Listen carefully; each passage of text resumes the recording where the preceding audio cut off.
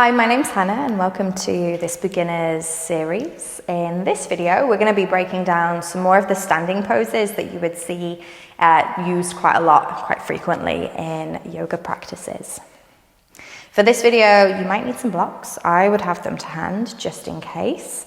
And you'll also need some space to move, but other than that, we'll get started. So in this video, we're breaking down standing poses. Generally, the yoga practices that we see in the West are quite strong and dynamic practices. They tend to be more based around the physical poses themselves.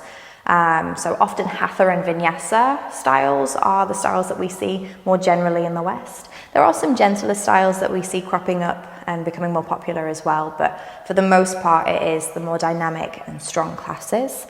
In those sorts of classes, we tend to build from kind of gentle poses that open and warm the body all the way up into sun cells, and then standing poses. So that's what we're going to break down today. A lot of these poses are used quite frequently in classes, so you'll see at least one of these in every class, if not more. But we're going to start with a lunge today. So if we come to the mat, we're going to step the right foot forward and our left foot back. And we want quite a wide distance between the legs. A lunge is a pose that isn't just used in yoga, it's used in other forms of movement as well. So this could be quite familiar to lots of us. But yeah, so similar to Warrior One actually. So we're going to keep those right toes pointing forward. The difference here is we're going to lift the back heel away from the mat. So on the ball of that back foot, both hips are square. So we're going to pull our left hip forward and our right hip back. Quite often in lunges, you'll have the right foot directly in front of the left foot. This does make it really difficult to balance. It's called our tightrope stance. And what would actually probably work better here is a train track stance. So we're taking the right foot a little further out to the right, the left foot a little further out to the left. And that's going to help you to balance in this pose. I've got quite a nice deep bend in my front leg. The aim is for that front thigh to be parallel with the ground, but that's just where we're working towards. It's not necessary. We're going to squeeze the navel in. What I often see in lunges is people flaring their ribs, and that creates a lot of pressure in the lower part of the spine. It can cause a little bit of injury and discomfort there. So what we're going to do instead is knit the ribs together, tuck the tailbone under, and then think about reaching the arms up to the sky. Lovely. And this is our high lunge. Hands can be at heart center here. We can bring the hands onto the hips if that's more comfortable. We can also drop the back knee down to the mat. This is a variation of lunge. It still works on strengthening as long as we're squeezing the inner thighs towards each other, but it takes away some of the load. So that is an option as well. I'm going to think about grounding down through that big toe. We keep the gaze out in front of us in this pose. Again, arms up above, heart center, on hips, wherever feels best for you. Lovely. Let's take that on the opposite side. So swapping the legs over, left foot forward, our right foot steps back this time. So we're sinking low into that front leg. Again, we're pulling our right hip forward this time. Squeeze the navel in, tuck the tailbone under, reach the arms high. And for all of these poses, you'll notice every time you practice, it feels a little bit different. So you might find that in some practices, you feel really strong and you can stay in this pose for a long time. In other ones, you might have to drop the back knee. It really depends on how you're feeling, both physically and emotionally. So just be aware of that it doesn't have to look the same every time you step on the mat. Progress is never linear. Good. Okay, when you're ready, let's step forward and out of the pose. So the next one that we're going to come into is called chair pose. And quite self-explanatory really. It's as if we were going to sit back into a chair. So what we're going to do is bring the feet about hip width apart. You can bring the big toes together. I personally like to keep them hip width. We're going to ground down through the feet. I'm going to start to bend my knees. I'm going to send the weight backwards, so I'm sending the sit bones backwards into the heels of the feet. And you can sink as low as feels good for you in this. We're also going to sweep the arms up to the sky, and this is essentially the pose. So So in this shape, we're sending the weight backwards into the heels of the feet. We should be able to lift our toes away from the mat. They don't have to stay lifted, but by lifting them away, we know that the weight is in the right place here. Squeeze the navel in. A lot of us will stick the tailbone out here, but we want to try and tuck that under just slightly so that we're creating length through the spine. So we don't want it to be tucked under to the point that we're rounding. We just want to create length. The arms are overhead, but if it's more comfortable, we can bring the hands to heart center or even place the hands on the hip. That really goes for a lot of these poses. The hands don't have to be raised. They can kind of go wherever feels best. I like to think about my inner thighs in this pose as well. So you almost want to imagine, and you could take a yoga brick if you wanted to. So either placing a brick in between the knees or imagining that there's a yoga brick there and we're squeezing onto that brick. And that's going to engage the inner thighs a little bit more as well. Nice. Allow the shoulders to drop away from the ears.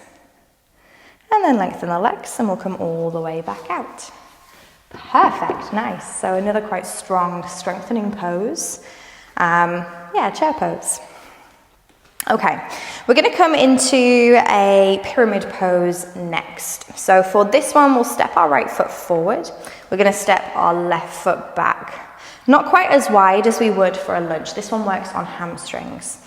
So if you feel like you've got quite tight hamstrings, then I would grab your blocks and I just pop them either side of that right foot. So my left foot is stepped back. It's about half a leg away from my front foot. Again, it can vary from person to person depending on how it feels. My left heel is down on the earth. So those toes are slightly turned out here. And we want the heel in line with the other heel. So front heel in line with back heel. We're going to keep the legs lengthened, although there can be a soft bend in the knee if that feels more comfortable as well. And we'll take an inhale first of all, just to find some length through the spine. It is a forward fold, and with any forward fold, we want to make sure that we're folding from the hips rather than rounding and folding from the waist. So keeping that chest lifted, sending the bottom backwards as we fold forward over that front leg. Like I said, the hands can come onto blocks here. That's always an option. You can place the hands onto the shins if you prefer, or if you've got quite a lot of hamstring flexibility, we can plant the hands down to the mat. Think about pulling your left hip forward and your right hip back, again, just to keep the hips nice and square. Soften through the shoulders and just enjoy the stretch. Think about pressing down through that right big toe. Again, we're trying to keep the spine as lengthened as possible. When we say lengthened in yoga, we don't mean the spine needs to be straight. There's always natural curves in the spine. It would be impossible to straighten it out completely. We're just trying to create length with what we have. Nice. It's quite a nice pose for creating a little bit of flexibility and length in the hamstrings. Lovely. Okay, stepping the left foot forward to meet the right foot. Let's swap it over. So your right foot steps back just a little bit.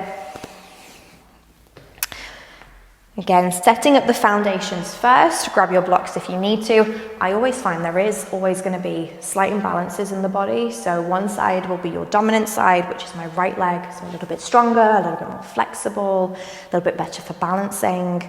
And I always find in poses like this one, it's really obvious that my left leg is not quite as flexible as the other. I really feel it on this side.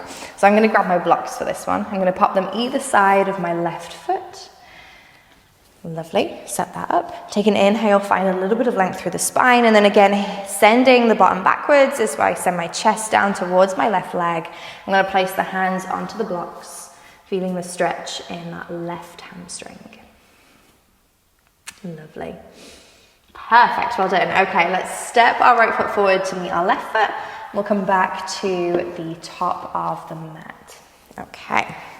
Got a few more poses to work through today. This isn't all of the poses, of course. It's just some of the most used ones. So the next one that we're going to come into is called triangle pose. And for this one, we'll start with our right leg.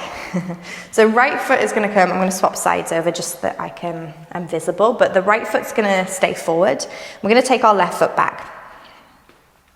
A lot of the time you'll see that we'll come from warrior two into triangle. So we've got almost like a warrior two stance. You can shorten your stance for this slightly if you want to. You can keep it nice and long like you would in warrior two if that feels better. It's totally up to you. Some teachers do cue to shorten the stance here, but I find that it works different for different people. So up to you. Same as warrior two, we're going to ground down through the outer edge of the back foot. Bring the arms out to shoulder height like you would in warrior two, but keep your right leg lengthened. Let's turn the palms to face forward. And then as we inhale, we'll shift forward as we send the hips backwards. We're going to bring our right hand down to our right inner leg, and we'll take our left arm up to the sky. And this one is triangle pose. This one is less about reaching the floor and less about the stretch that we get in the legs, and it's actually more about the side body. So if you find that by taking the hand down towards the mat, your top shoulder drops down as well, think about lifting back up slightly and open the shoulder instead. Another option, we can grab our block, place it next to that right ankle, and pop the right hand on top if that feels good. It definitely feels good to me. You might find in this one that if you're doing the alignment correctly and you're focusing on opening the chest, sending the hips back, that you actually do start to feel it in the leg as well anyway. So yeah. Gaze can be up towards that top hand. You can keep it out in front of you if that's more comfortable, whatever feels best for you. Lovely. Let's swap it over. So left foot points to the top of the mat now. Right toes are going to turn in slightly. I'm going to place my block down because that was quite comfortable. Keep that left leg lengthened. Ground down through the outer edge of the back foot, arms to shoulder height. Turn the palms forward. Inhale, we're going to shift forward as we send the hips backwards. Exhale, left hand to your left inner leg. Right arm reaches up this time. I'm going to pop my hand onto that block. Nice. So kind of like a side bend, we're creating length in the side body. We want to reach out through those right fingertips. Just breathing, as always. Lovely. And then when you're ready, we'll come all the way back out. Let's keep the feet as they are. The next one that we're going to come into is called goddess pose. So we're going to keep the feet nice and wide. We're actually going to start to turn the toes out and the heels in. Yeah, and we're going to come into another sort of squat position. Reminds me of kind of ballet and the shapes that you would create in ballet. So the toes are pointed out, heels are pointed in. We're going to start to bend the knees and sink the hips low. This is another hip opening pose. So we want to make sure that we're sending the knees outwards to open up into the hips. And as we do this, we're tucking the tailbone under. We're going to keep the length through the spine, so lifting up out through the crown of the head, squeezing the navel in. In this one, there's lots of variations of the arms. It's really good for strengthening the legs. I already started to feel that, but there's lots of variations that we can take with the arms, as with most of these poses. The most common one that we see is with the arms in a cactus shape, so almost mirroring the legs with the arms. So we're bringing the elbows to shoulder height, bending them. The arms reach up towards the sky. We spread the fingers nice and wide. Lovely. And after a few breaths, you really start to feel the legs fire up. That one's goddess pose. The final one that we're going to finish with today is a wide-legged forward fold. So we're going to keep the legs as they are. Rather than the toes pointing out, we're going to turn the toes to face the long edge of the mat instead. Some teachers will tell you to turn the toes in. I find that really uncomfortable on my ankles personally, so I like to keep them facing the long edge, but again, totally up to you. Legs are going to stay lengthened. It's another fold, so we want to make sure that we're folding forward from the hips. So find a little bit of length through the spine, lift the chest. We're going to take the hands to the hips for this one as well. We're going to start to hinge forward, lowering the chest down towards the ground. Keep the length in the spine, and then when it feels good, we can reach the hands down towards the mat. If they don't quite meet the mat, as always, place blocks underneath. In this one, again, there's lots of arm variations. So sometimes we'll keep the hands directly underneath us. You can take the hands to the ankles if that feels more comfortable. We can walk the hands through the legs instead, whatever works for you. What I do want you to think about is where the weight is in your feet in this pose. Quite often we hold the weight in the heels of our feet, but for this pose, we want to evenly spread across the foot. So see if it makes a difference by shifting the weight forward just slightly so that there's some of the weight in the toes as well as the heels. I always find when I do that, that the hamstring stretch that I'm feeling travels a little further up my hamstrings towards my glutes as well as the rest of the area. Lovely. So just holding this pose for a little bit longer, feeling the full effect of the shape. And then when you're ready, we'll soften through the knees, start to slowly roll up through the spine, and then we'll step forward back to the top of the mat. Fabulous, well done. Okay, so those are some of the kind of most used poses that we find in our more dynamic styles of yoga. Thank you for joining me today. Namaste.